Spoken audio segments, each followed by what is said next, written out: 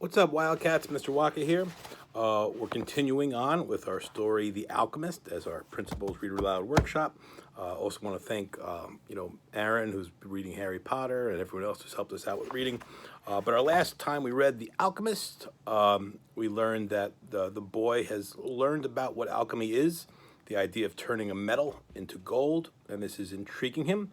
But we know that the English traveler that's with him, the Englishman, they call him, he's really fascinated by this. So he's about to talk to the Englishman to learn more about alchemy. So here we go. Why did they make things so complicated? He asked the Englishman one night. The boy had noticed that the Englishman was irritable and missed his books. So that those who have the responsibility for understanding can understand, he said. Imagine if everyone went around transforming lead into gold. Gold would lose its value. It's only those who are persistent and willing to study things deeply who achieve the master work. That's why I'm here in the middle of the desert. I'm seeking a true alchemist who will help me decipher the codes. When were the codes written? The boy asked. Many centuries ago. They didn't have printing presses in those days. The boy argued. There was no way for everybody to know about alchemy. Why did they use such strange language with so many drawings? The Englishman didn't answer him directly. He said that for the past few days he had been paying attention to how the caravan operated, but he hadn't learned anything new. The only thing he noticed was the talk of war was becoming more and more frequent. Then one day the boy returned the books to the Englishman. Did you learn anything? The Englishman asked, eager to hear what it might be. He needed someone to talk to so as to avoid thinking about the possibility of war. I learned that the world has a soul, and that whoever understands that soul can also understand the languages of the things. I learned that many alchemists realized their personal legends and wound up discovering the soul of the world, the philosopher's stone, and the elixir of life. But above all, I learned that these things are all so simple that they could be written on the surface of an emerald. The Englishman was disappointed. The years of research, the magical symbols, the strange words, and the laboratory equipment, none of this had made an impression on the boy. His soul must be too primitive to understand things, he thought. He took back his books and packed them away into their bags. Go back to watching the caravan, he said. That didn't teach me anything either. The boy went back to contemplating the silence of the desert and the sand raised by the animals. Everyone has his own way of learning things, he said to himself. His way isn't the same as mine, nor mine his.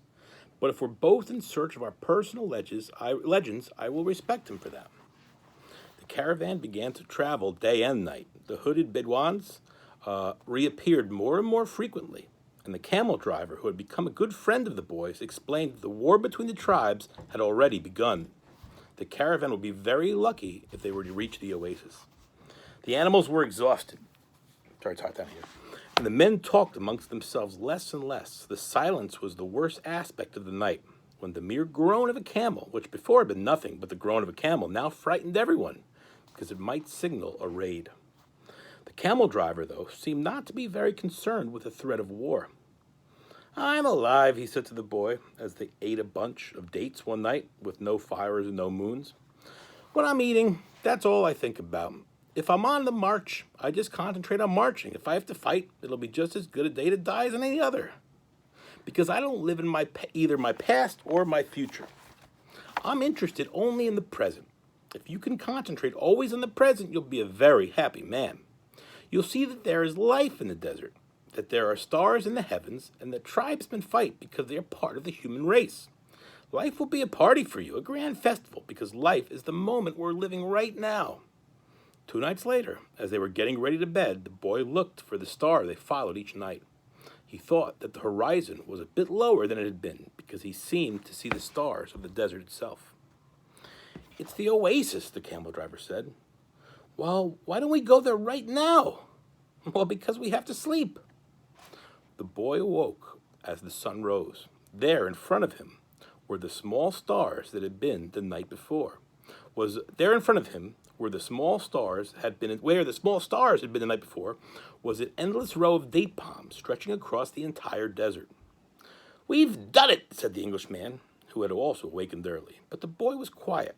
He was at home with the silence of the desert, and he was just content to look at the trees.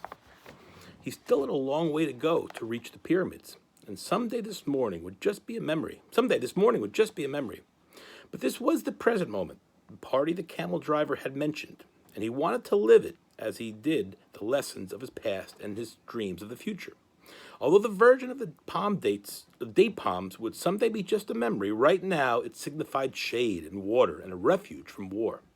Yesterday, the camel's groan signified danger, and now a row of palms could herald a miracle. The world speaks many languages, the boy thought. The times rush past, and so do the caravans, thought the alchemist, and he watched the hundreds of people and animals arriving at the oasis. People were shouting at the new arrivals. Dust obscured the desert sun, and the children of the oasis were bursting with excitement at the arrival of strangers. The alchemist saw the tribal chiefs greet the leader of the caravan and converse with him at length. But none of that mattered to the alchemist. He had already seen many people come and go, and the desert remained the way it was. He had seen kings and beggars walking the desert sand. The dunes were changed constantly by the wind, yet these were the same sands he had known since he was a child. He always enjoyed seeing the happiness of the travelers that they experienced when, after weeks of yellow sand and blue sky, they first saw the green of date palms. Maybe God created the desert so that man could appreciate the trees, he thought. He decided to concentrate on more practical matters. He knew that in the caravan there was a man to whom he was to teach some of the secrets. The omens had told him so. He didn't know the man yet, but his practiced eye could recognize him when he appeared. He hoped it would be someone as capable as his previous apprentice. I don't know why these things have to be transmitted by word of mouth, he thought. It wasn't exactly that they were secrets. God revealed his secrets easily to all creatures. He had only one explanation for this fact. Things have to be transmitted this way because they were made up from the pure life. And this kind of life cannot be captured in pictures or in words, because people became fascinated with pictures and words and wind up forgetting the language of life. This is the first time we actually met a character named the Alchemist, our title character. Let's see what's going on. The boy couldn't believe what he was seeing. The oasis, rather than being just a well surrounded by a few palm trees, as he had seen in a geography book once, was much larger than many of the towns back in Spain. There were 300 wells, 50,000 date trees, and innumerable colored tents spread among them. It looks like 1,001 nights, said the Englishman, impatient to meet the alchemist. They were surrounded by children, curious to look at the animals and people that were arriving. Men of the oasis wanted to know if they had seen fighting, and the women competed with one another for access to the cloth and precious stones brought by the merchants. The silence of the desert was distant to them. The travelers in the caravan were talking incessantly, laughing and shouting, as if they had emerged from a spiritual world and found themselves once again in a world of people. They were so relieved and so happy. They had been taking careful precautions in the desert, but the camel driver explained to the boy that oases were always considered neutral territories because the majority of the inhabitants were women and children. There were oases throughout the desert, but the tribesmen fought in the desert, leaving the oasis as a place of refuge. With some difficulty, the leader of the caravan brought all his people together and gave them instructions. The group was to remain there at the oasis until the conflict between the tribes was over. Since they were visitors, they would have to share living space with those who had lived there and would be given the best accommodations. That was the law of hospitality. Then he asked that everyone, including his old sentinels, hand over their weapons to the man appointed by the tribal chieftain. Those are the rules of war, the leader explained. The oasis may not shelter armies or troops.